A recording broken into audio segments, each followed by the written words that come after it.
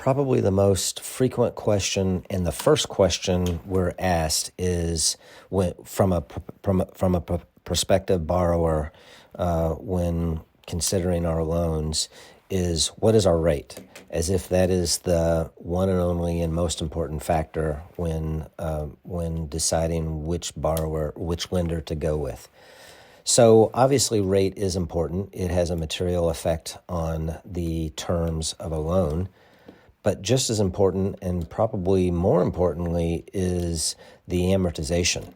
If you are, as a borrower, if you are solely focused on principal pay down, then you want the lowest rate and you want the shortest amortization, 10 years, 15 years, 20 years.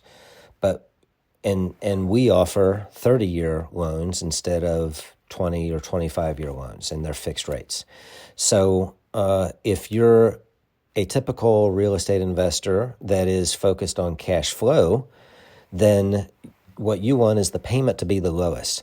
That payment, the factors that factor into a lower payment include the interest rate, but just as importantly, the amortization of the loan, and actually more so.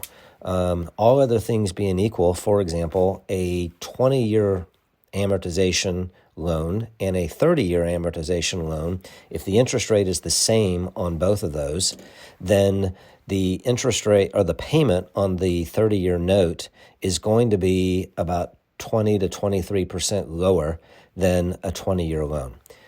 The interest rate could be somewhere between 1.5 points more on the 30-year loan and still have the same payment as what a typical bank 5-year, 20-year amortization loan would have. So a bank might have, let's say, just for example, 8%, and that will come with a payment.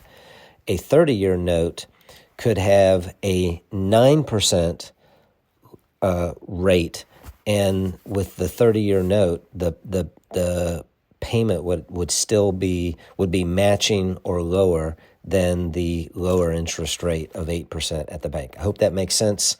But the point is, and you can do the math, but the point is, amortization makes just as much of a factor when the rates are equal from two different funding sources. The 30-year note's going to be 20% lower, 10 to 20% lower, and the 30-year note could have a higher interest rate but a lower payment because of that amortization. And so that might seem like I'm going around in circles, but I just want to explain that because it's very important to understand why the simple answer to the question, what is rate, is not so simple, and there are many more important factors for a borrower to consider.